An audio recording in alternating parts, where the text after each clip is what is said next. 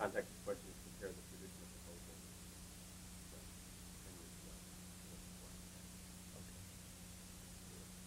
proposal. Previous to DRGs, this is an example here of a proposal. We took an instrument and looked at a reagent rental, purchase, and a lease. And one sheet gave it to the administrator. It had a payback of 4 months in revenue, and perfect. We could buy a $116,000 instrument. Last year, we took this, which was a $110,000 instrument. It's almost 50 pages long, and it took a lot of selling in order to get worlds apart before DRGs and now. Let's take that question again. Stay wide on it, Gary. Okay. Let's start off saying this is a before DRG system. After DRG system. Before DRGs, we used a proposal. It was one page long.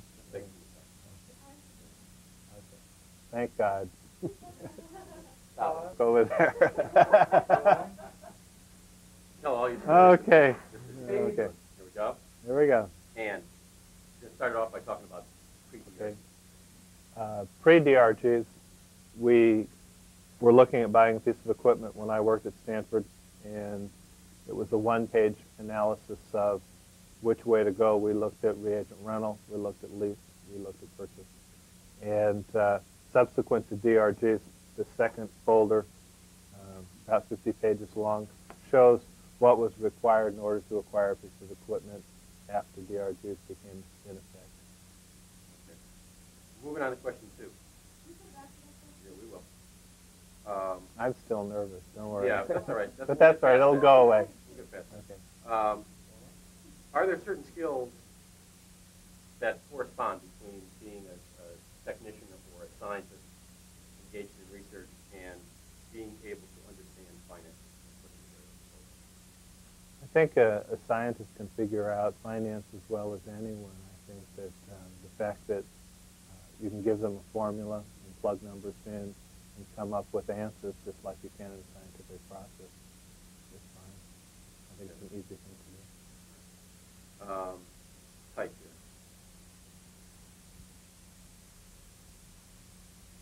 here. This is question 4.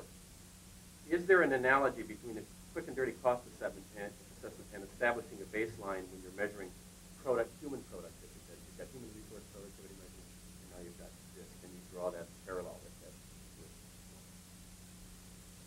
Yes, with a quick assessment of your costs, I think that what you need is a comparative analysis. And with CAP units, cost methodology units, the difference is looking at something that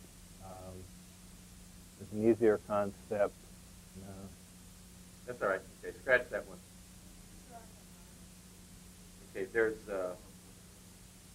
Okay, all we're doing is comparing quick and dirty assessments with measuring productivity baseline. With a quick and dirty assessment, you need to get a grasp on costs. And in order to do that, you need to use a measure that's the same. You need to look at your largest volume tests, and done by CAP units, you can make an analysis of those tests that you need to get a grasp on first as far as cost goes. Tell me the story you told about becoming a hero by generating revenue. Several years ago, we were looking for additional revenue, and the administrator called and asked me to generate $1 million worth of revenue in the next hour.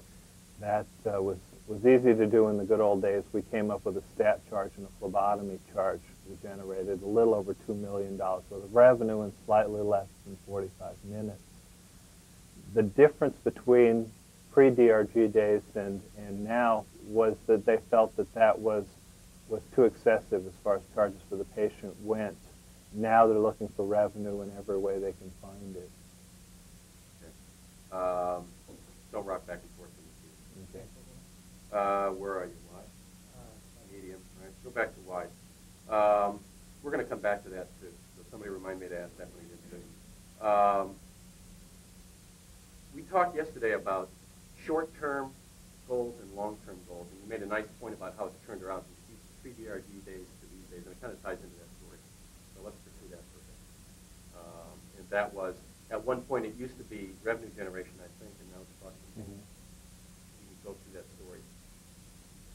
In the pre-DRG days, it was revenue enhancement, and when the physicians ordered tests, it meant more revenue for the hospital. Now with prospective reimbursement, when you get charges, and it eats away That's all right. my anxiety level. That's right. We'll get your anxiety a little bit down. Nothing to worry about. You'll start to get about this. Are the short-term goals of revenue generation, long-term goals of cost containment harmonious? How they change if they're not harmonious? In the pre-DRG days with reimbursement and charges as your base for reimbursement, there was more revenue enhancement. There was more interest in making money than there was in cutting charges. Now with post-DRG days and prospective reimbursement and a fixed rate, there's much more of an impetus to cut charges and cut costs than there are to have revenue enhancement. Although with marketing programs, it brings in additional revenues through economies of scale. For the most part, the push is towards cutting costs. Okay, let's go through that same thing again. Do this one tight, Gary, if you were wide last time, whatever, it's the opposite of what you were, okay? Don't be afraid to use your hands. Okay? You did a nice job of that yesterday. Let's go through that whole thing again. Why don't you start one more time? Okay. Define the difference between pre-DRG days and the desire, I guess, for revenue enhancement and post-DRG where it's cost contained because it does fit. In pre-DRG days, there was a need to have revenue enhancement because through charging the government for all costs incurred, you could recapture any costs that you had. You had an impetus to add new tests, to have new services, and to provide the physicians with a high level of care. Now you need to provide the same high level of care with an earlier discharge, but to have cost containment as the primary push. Okay. This is 6. How have DRGs and prospective payments affected the laboratory equipment industry, and are there new demands on the vendor? Does it play a new role? Can you get specific about that? That's changed significantly. In the past, the vendors have tried telling the laboratory, this is a great way of generating additional revenue.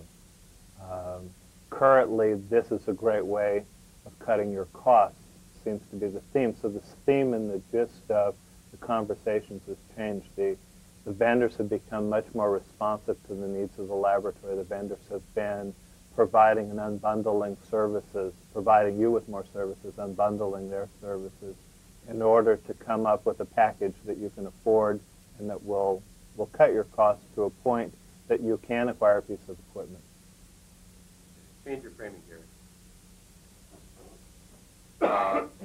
Describe me what unbundling is. Unbundling is taking a series of services, education costs, your service costs, your reagent costs, every cost that goes with it, the training and education of your staff, and breaking it down into its component parts. There are portions of the bundled process that the laboratory doesn't want to acquire. There are aspects of that they really don't need, and in light of cost containment and DRGs, that they really shouldn't have. Okay. Stop tape a second. Gail, let's get a little of the perspiration. And quiet, please. Okay, this is still question 6, and this regards the vendor and what he can do for the lab, things like that. Let's talk about bundling, unbundling, the vendor's role in this. In terms of services that a vendor provides, all of them have a cost. And in the past, the vendors have bundled their services, which have included education services, service contracts, or reagent contracts, as well as the purchase of the equipment.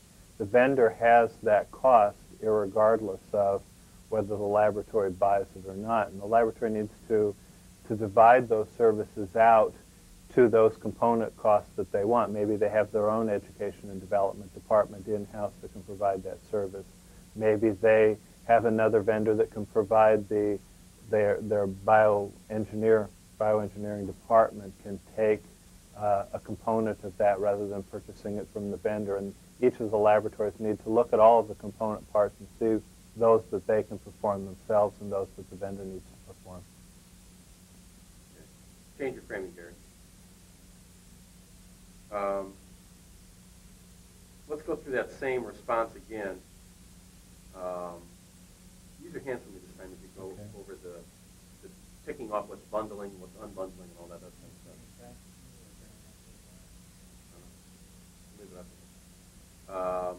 Don't be afraid to move around either. Okay. Just constant rocking doesn't cut it, but if you want to lean forward, that's fine. If you want to do this. When I worked for mental health and you did this, it was very relaxing. Oh, there.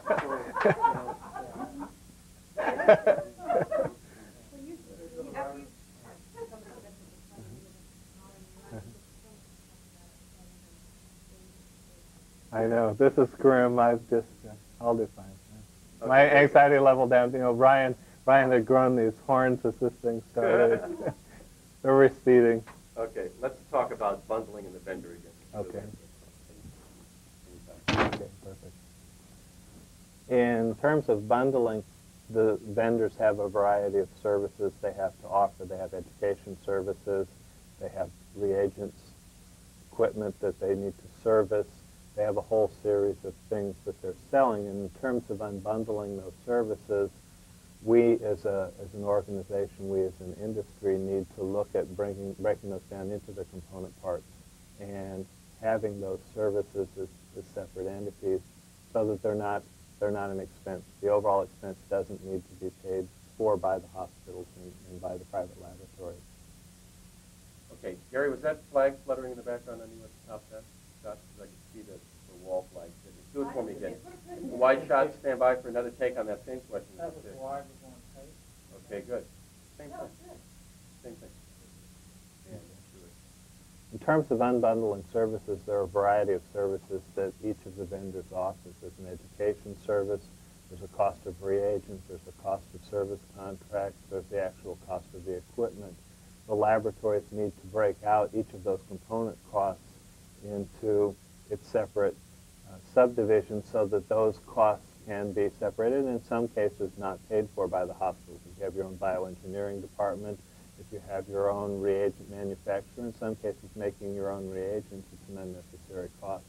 So if you can take, whether it's an education service or a reagent cost, and you can break that out, there are some services that you're not going to need to want or buy. Okay, with the framing the same, was it more common pre-DRGs to have all the services bundled, post-DRGs to break those out? When you have retrospective reimbursement and you turn in the entire cost, there's no impetus for the hospital to break component costs out because they were passed on to the government and to the insurance companies. There was really no necessity of breaking those costs out. So as you have prepaid health care or you have a fixed cost for health care, there's now a need to break out those costs that you don't need to incur.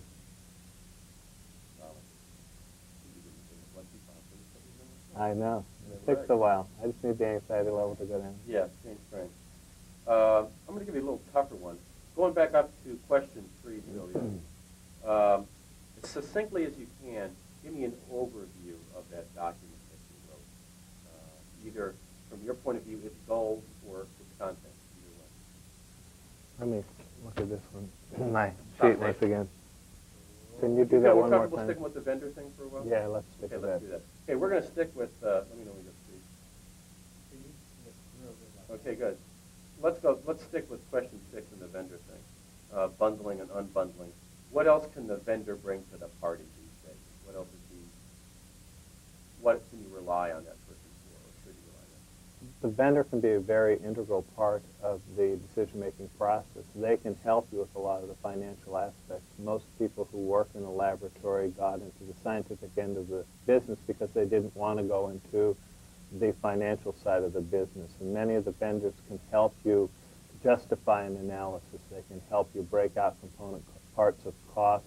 They can help you present and sell for them the equipment to the hospital administration to give you an enhancement for patient care and to get an earlier discharge. They can point out the benefits of their equipment and how it'll help you in patient care at the hospital.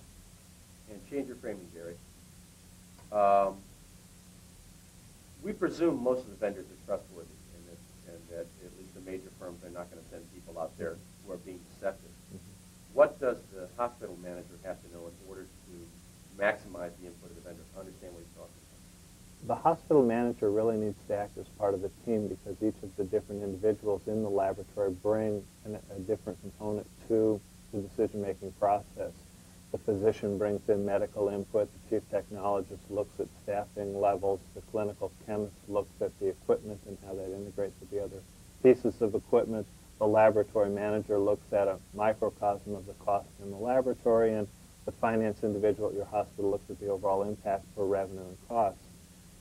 With each of those people bringing in a separate component of cost and or scientific analysis or patient care analysis, you get an overall look at a process, and working with a vendor, you can come up with a solid decision. All right, we're going to stay with the team approach, which is what we're on now, Sylvia. Yeah, change your framing. What is the most realistic, common way that you would interface with the team, get them together in the planning process? The team is constructed, or the need for doing testing is developed in a variety of different ways. Probably the most common is one physician talking to a pathologist in the halls of the laboratory in a meeting and saying, I was at a meeting and I heard that this particular test was being offered for my patient type. The pathologist brings that back. The laboratory manager does a financial analysis. The chemist looks at the available instrumentation or methodology, does some research, calls some of their contemporaries throughout the country to find out what's going on. The technologist looks at the impact on staffing, and each of the people come up with what they feel is necessary in order to provide that service. As a team, then they go to the hospital administration to make a case based both on cost effectiveness as well as patient care. This is kind of a curveball. Have you ever been involved in that process? Yes, I've been involved in that process a number of times. Anytime you work in a hospital setting or a private lab or any place where you're going to acquire equipment, no individual can bring all of the component parts to the table. Each of the individuals needs to rely on other members of the team to bring their area of specialty. Change your framing. All right. All right.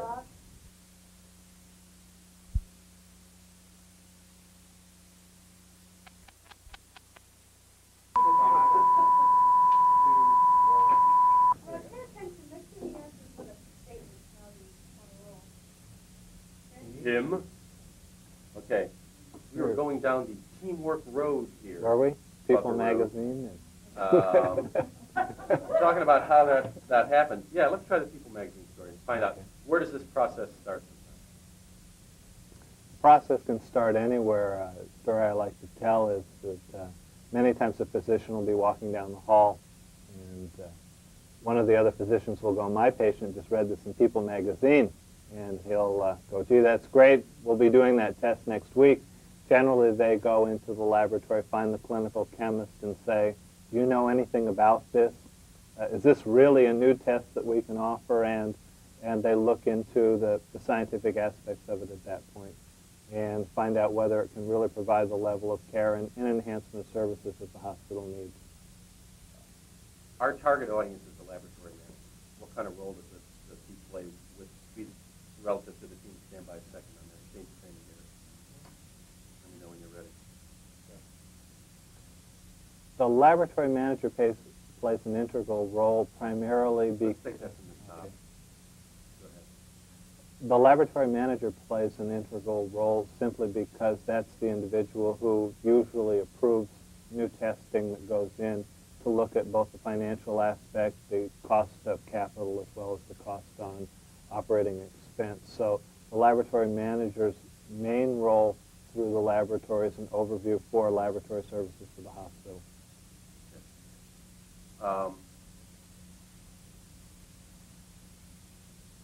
Stop tape a sec for a site visit with the team. How do you get out there and do that? In order to properly assess a piece of capital equipment, it helps to see it in a real working environment. And when we've looked at pieces of equipment in the past, new pieces of equipment, there are beta sites throughout the country, and you try to get out, particularly if it's an expensive piece of equipment, and see it, talk with the technologist who's been using it, and get a feel for how it is in the practical sense. When things are in a laboratory at a company, they're not as tested as they would be if the technologist was running them in a real lab situation. So we try to get out, see the piece of equipment being used on site, and get out with each of the different people in the team to find out, laboratory manager to laboratory manager, technologist to technologist, chief tech to chief tech, to look at all of the component costs and how serviceable it is and what kinds of service you can provide or what kinds of testing you can provide, and is what the vendor's saying true? Pause.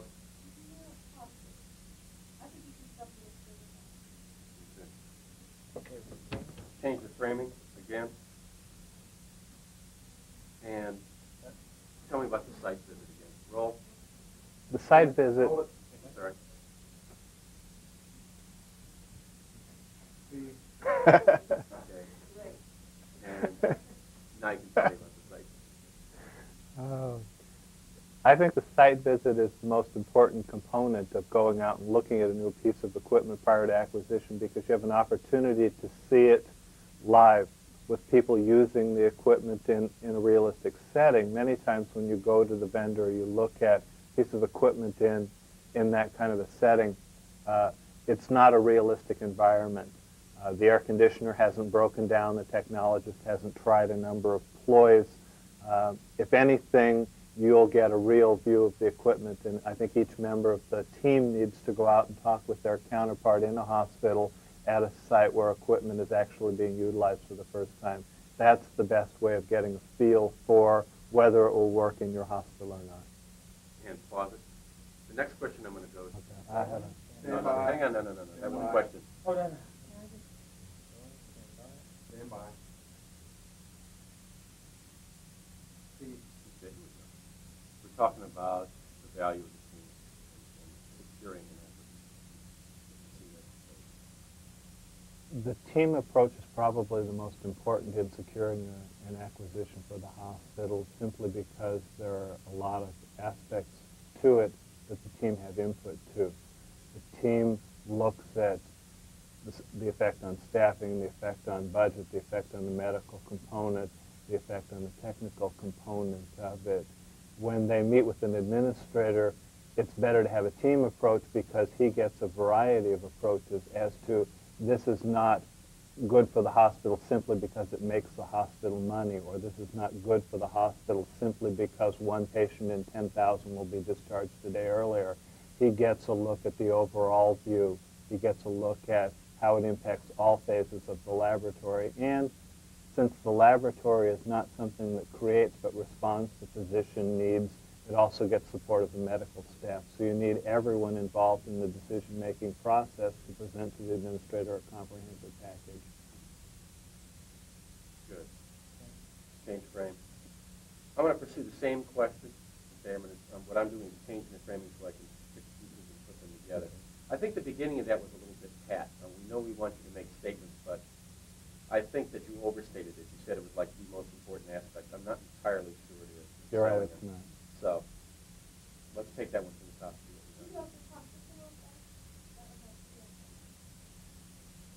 See, if I told 3 jokes, then I can talk real fast. I slow down when I talk seriously. Except the Habig. Yeah, we did.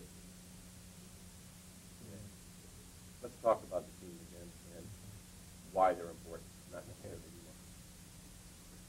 I think having a team concept is an important concept, because each of the individuals brings a different aspect to the table. When the hospital administrator looks at an acquisition for the laboratory, for radiology, or for any of the portions of the hospital that are important or expensive in the cost of the hospital's capital budget, he wants to know that the pathologist is supported by all of the members of the team and the other physicians, and that what's being brought into the meeting and what's being presented is an important aspect for patient care. Okay. Let's pause for a second. Yeah, tell me a joke when we got the beat again. Bye. Okay, tell me a joke. You know what you have with two little green balls in each hand? Kermit's undivided attention.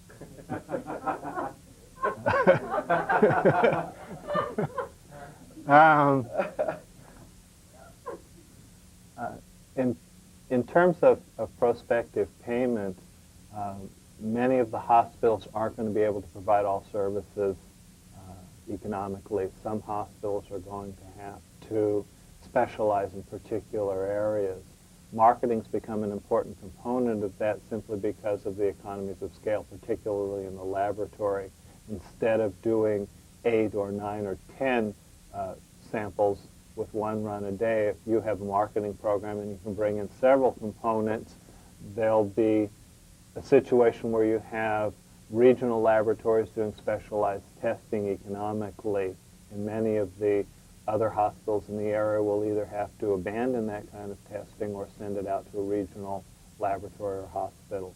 So I think there's a big change coming as far as patients receiving all their services at a single hospital, or single hospital being all things to all people. We're going to end up with cardiology centers and oncology centers. We're going to have a very big change in the way medicine is given. There are now surgery centers. There are now doc in the box. There's a big change in medicine going on, and some of that is primarily because you don't need to be an inpatient to have a facelift. You don't need to be an inpatient to have your appendix out. You don't need to stay in the hospital for a week with a maternity. Medicine's changed, and hospitals are going to have to respond to that change, and not all hospitals are going to be all things to all people. And let's pause for a second. Okay, along that... Bye.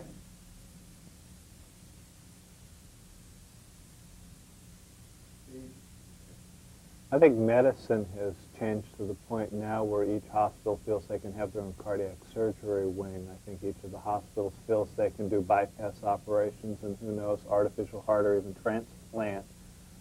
Past a point, you can't do complicated surgeries at every hospital, at every surgery center in the country.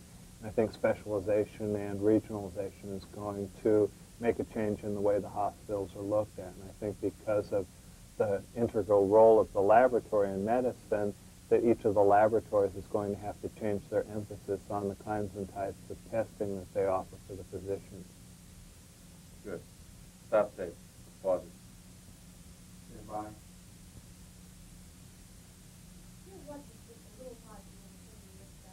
Oh, sorry about that. Don't be afraid to talk with your hands again. And if you want to lean back and move around, go ahead and do it this fast. Perfect. I'm glad to see that. Good, okay. Talk to me about the financial manager. Okay.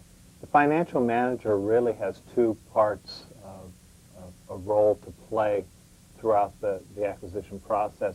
The first part is to help you as a laboratory put together the numbers and verify the numbers that the vendor's given you to help you justify your piece of equipment in the acquisition process. The second component comes in the capital equipment hearing, or whatever the hospital does, where they actually become an advocate and they verify the revenue that you say you can provide, where they verify what cost containment aspects of the equipment that you're providing the hospital with. So they're there both to help you with your presentation as well as help you later on verify with the hospital administrator that in fact this is an economically feasible, as well as a patient care enhancement to testing in the hospital. Gee, that seems pretty succinct. Pause it for a second. Rolling.